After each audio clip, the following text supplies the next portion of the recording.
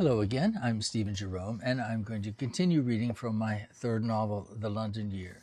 This is part 100, so kind of at a milestone here. We're getting very close to the end as well, so things are ramping up. I was walking my last leg home from the above-ground Fulham Broadway tube stop. The calendar had just tipped into autumn, and the days were already getting chillingly shorter. The flat was still half a block ahead when I saw a taxi pull up and Finn got out. My first instinct was to call and greet him, but I hesitated, shocked, when I saw how frail he looked, as if he'd been punched and was catching his breath to right himself. I gave him time to go inside. When I went in, he wasn't in the sitting room. The house was silent. My urge was to go up and check on him, but it just wasn't done to knock on his door. A week later, the flat was silent again when I came home. I went straight into the kitchen to make a cup of tea. I opened the back door to let in the fading light. There was a weird stillness in the air, like earthquake weather in LA, minus the Indian summer heat. Carrying my tea upstairs, I felt the old carpet soft under my feet. I looked down and realized the entire first landing was soaking wet. Water was seeping from under the closed bathroom door. Then I heard the sound of softly running water. I couldn't believe someone had left the bath untended. Teacup in hand, I went to open the door. It was locked. Suddenly, my skin went cold. "Hello?" I called, hearing the quaver in my voice. I put my cup on the second step of the stairs and rattled the door handle with two hands. I knocked again. "Oh God," I said out loud, and rammed my shoulder against the door. Two more body slams, and it burst open. And then I saw him, shirtless, his face submerged below bloody water that flowed like a gentle cascade over the lip of the bath. "Finn!" I yelled, and lunged forward, pulling him up, holding him to my chest. I wanted to hug him back to life, but his body was already getting stiff. I knew he was entirely gone from his body. "Finn," I kept saying, "Finn, no, no, no." The red water splashed in waves onto the floor. When I went to turn off the tap, I saw a razor blade bouncing on the surface. I eased Finn's body back down into the tub. His face was a literal death mask. I reached down and felt for the plug. When I pulled it, a bubble of bloody water exploded onto my shoulder. I started shaking and realized I was soaking in the cruel, tepid water. This snapped me out of my initial shock, and I grabbed a towel from the hook on the door, gave myself a quick pat down, then threw the towel on the floor to soak up the overflow. I kept staring at Finn as the tub water slowly drained, revealing his frail body inch by inch. He was naked except for boxer shorts. Both forearms had clean, lengthwise incisions. He looked incredibly delicate, like virgins to the grave. I said out loud a line from Joni Mitchell, which I would forever associate with this tragic moment. I backed out and closed the door.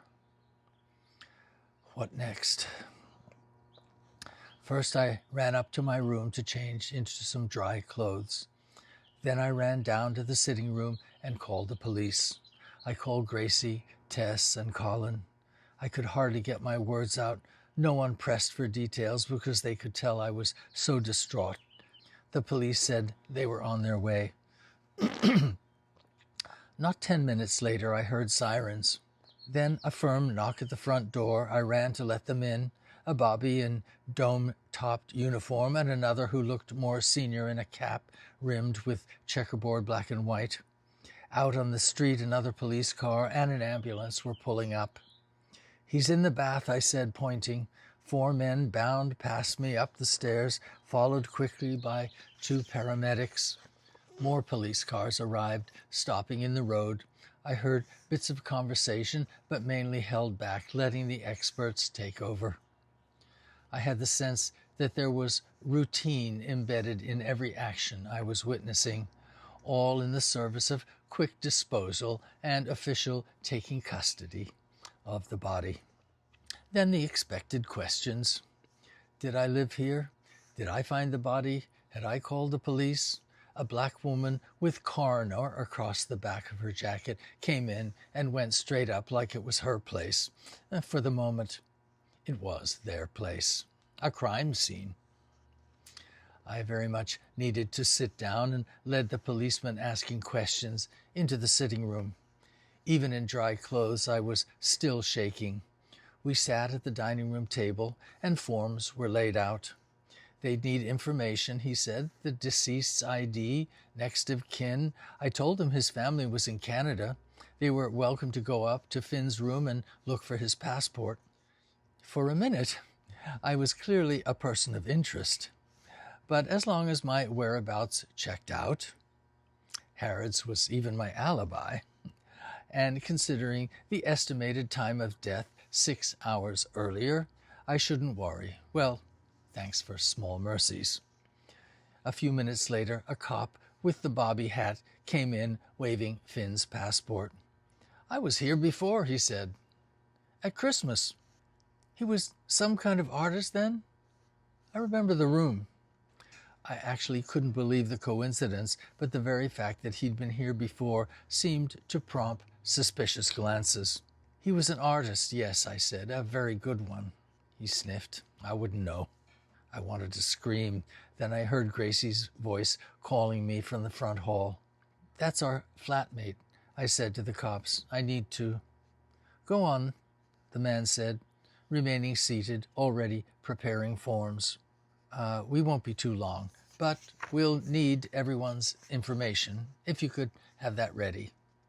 I'll tell her, I said. Gracie called again, and I went out to greet her. She was standing by the front door, her face stricken, aghast at the grim comings and goings. We fell into each other's arms.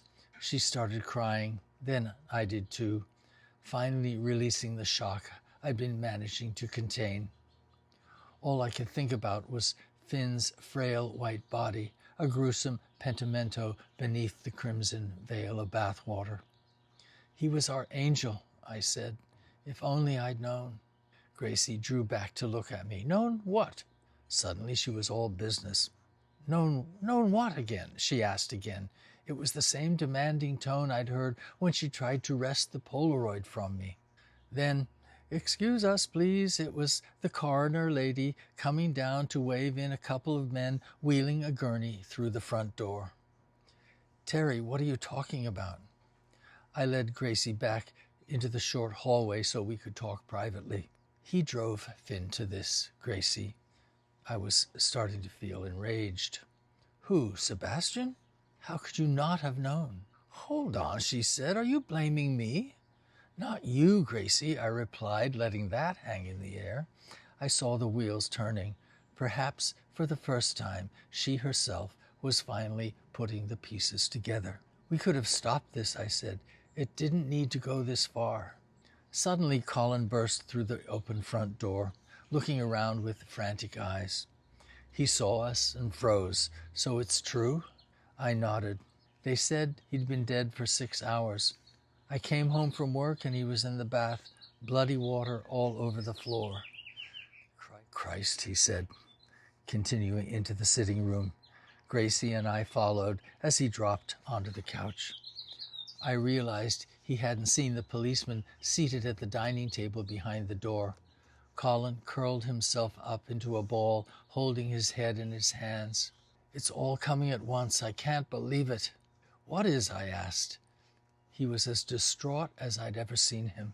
But when he looked up, he saw the policeman seated across the room, suddenly looking on with interest. Colin immediately changed his tone. His private business had nothing to do with outsiders. I didn't see you there, he said, standing, his manner as much as his posh accent indicating that the officer was dismissed. Sorry, sir, I'll wait outside. It was the power of class rule in action, and without another word the policeman left. I was quietly amazed that even in the midst of chaos, well, there would always be an England.